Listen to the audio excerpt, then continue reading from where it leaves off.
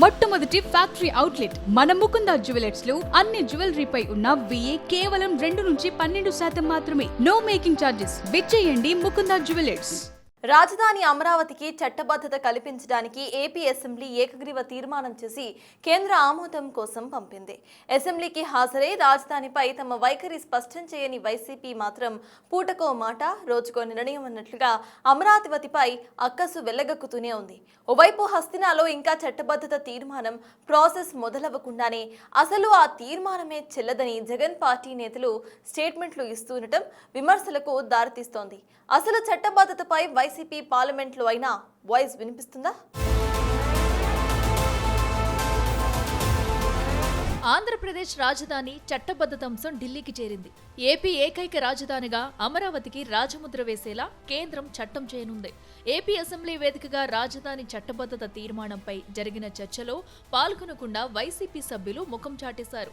సదరు కీలక తీర్మానాన్ని అసెంబ్లీ ఏకగ్రీవంగా ఆమోదించి హుటాహుటిన కేంద్రానికి పంపింది.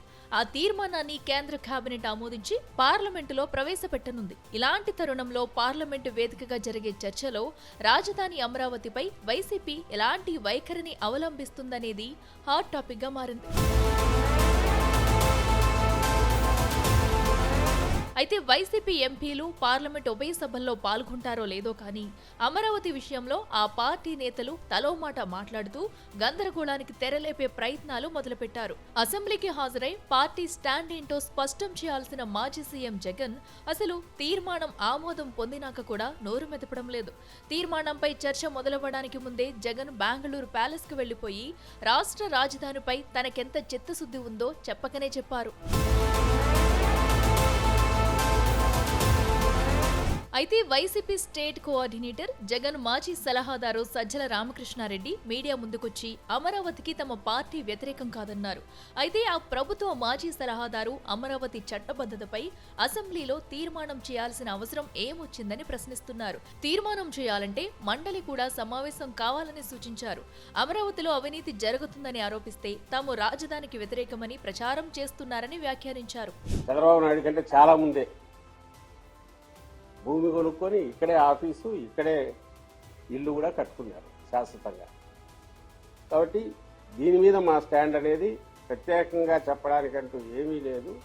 ఆయన చంద్రబాబు నాయుడు ఈ తీర్మానం చేయడం ద్వారా ఏం ప్రూవ్ చేసుకుంటున్నాడంటే తన డ్రామా ఇంకొక కొత్త డ్రామాకు తెరలేపాడు. ఇప్పుడు ఈరోజు వాళ్ళ పత్రికలు చూస్తేనే కనిపిస్తుంది. మళ్ళీ భవిష్యత్తులో జగన్మోహన్ రెడ్డి లాంటి వాళ్ళు ఎవరన్నా వచ్చి దీన్ని ఏం చేయడానికి కూడా కాకుండా కట్టుదిట్టమైన కట్టడం వేసి పునాదులు తీసి ఒక తీర్మానం చేసి చేస్తున్నారు అని రాయడం ద్వారా అసలు విషయం పక్కకు పోయి ఇంకెక్కడికో తీసుకుపోతున్నాడు ఆయన. అంటే తీర్మానం చేయగానే అంతా అయిపోయింది. నిజంగా నీవు తీర్మానం చేయాలనుకుంటే నువ్వు కౌన్సిల్ కూడా పిలవాలా, అందరినీ పిలిచి చేయాలా, అందులో ఒక డిస్కషన్ జరగాల. అనారోగ్యంతో కొంతకాలంగా సైలెంట్ అయిపోయిన శాసనమండలి ప్రతిపక్ష నాయకుడు బొత్స సత్యనారాయణ కూడా రాజధాని ఇష్యూలో స్టేట్మెంట్లు మొదలుపెట్టారు. శాసనసభలో కూటమి ప్రభుత్వం చేసిన చట్టబద్ధత తీర్మానం పనికిరాదంటున్నారు. ఏదో అమరావతి గురించి ఏదో మాట్లాడి ఎవరు అచ్చెన్నాయుడు గారు ఏదో అమరావతికి వచ్చి మళ్ళీ చట్టబద్ధత గురించి నాకు తెలిసి ఆ తీర్మానం దేనికి పనికిరాదు. అయినా సరే రాష్ట్రాలు అనేవి, రాజధాని అనేది ఆ రాష్ట్రం తాలూకా ఇష్టం. నువ్వు ప్రభుత్వంలో దాని రాజధానిగా గుర్తించి తీర్మానం చేసి పంపావు. నిజంగా రైతుల పట్ల కానీ నీకు సొత్తు ఉంటే, అలాగే ఈ రైతుల పట్ల కానీ నీకు సొత్తు ఉంటే, నీ తాలూకా ఆలోచన ఉంటే ఈ కార్యక్రమం జరుగుతుందా? ఊరిగా ఓదో నోరు ఉందని ఊరిగా మాట్లాడుతూ ఒక పక్క చంద్రబాబు నాయుడు, ఒక కొడుకు, ఒక పక్క వచ్చి ఆ కూటమి నాయకులు, ఒక పక్క ఈయన ఇష్ట రాజ్యంగా మాట్లాడుతారు. మాజీ మంత్రి ధర్మాన ప్రసాదరావు సైతం లైన్లోకి వచ్చేసి అమరావతిని మారిస్తే తప్పేంటన్న వాదన వినిపిస్తున్నారు. అదేమంటే మద్రాసు నుంచి కర్నూలుకి, అక్కడ నుంచి హైదరాబాద్కి, తర్వాత అమరావతికి రాజధాని మారలేదని ప్రశ్నిస్తున్నారు. ఆయా సందర్భాల్లో రాష్ట్ర విభజన జరిగినప్పుడు రాజధానులు మారాయన్న లాజిక్ మర్చిపోయినట్లు అమరావతి నుంచి మరో ప్రాంతానికి వెళ్లదా అని సీనియర్ ధర్మాన అడుగుతున్నారు. మన రాజధాని ఎన్నిసార్లు మారింది? మద్రాసు నుంచి ఎక్కడికి వచ్చింది? కర్నూలుకి వచ్చింది. కర్నూలు నుంచి ఎక్కడికి వచ్చింది? హైదరాబాద్కి వచ్చింది. హైదరాబాద్ నుంచి ఎక్కడికి వచ్చింది? అమరావతికి వచ్చింది. మరి అమరావతి నుంచి ఇంకో ప్రాంతానికి వెళ్ళదా? నువ్వు రాజ్యాంగంలో పెట్టేసి ఉంచేస్తావు మమ్మల్ని అందరినీ, అక్కడ ఉంచేస్తావు, ఇక్కడ జైల్లో పెట్టినట్టు మా అందరికి ఇక్కడ బంధించేస్తావు. ఇదేనా రాజ్యాంగం? ఇదే చెప్పిందా? ఇది కరెక్ట్ కాదని మనం వచ్చేస్తుంది.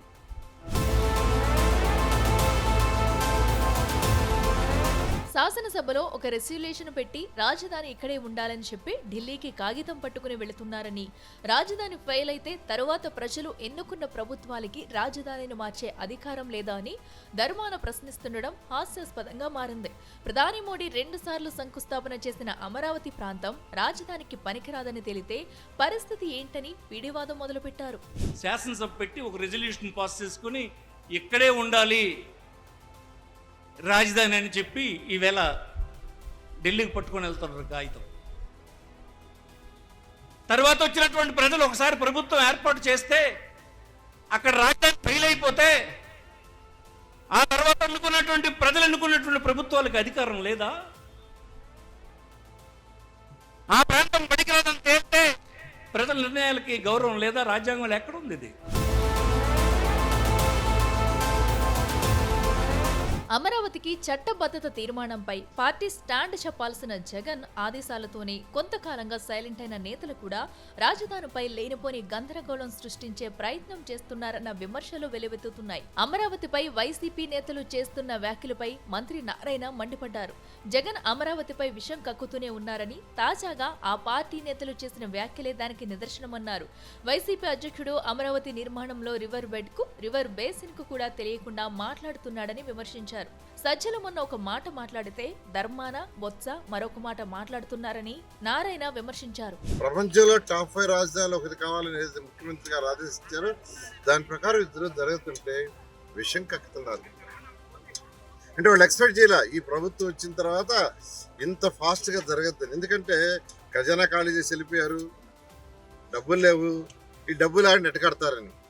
అయితే ఈరోజు ఎన్డీఏ ప్రభుత్వంలో ఉన్నాం, ఎన్డీఏ ప్రభుత్వం కూటమిలో ఉన్నాం, కేంద్ర ప్రభుత్వం కూడా సహాయం చేస్తుంది. వాళ్ళ నాయకుడు రివర్ బేస్కి రివర్ బండకి సంబంధం లేకుండా చెప్పారు.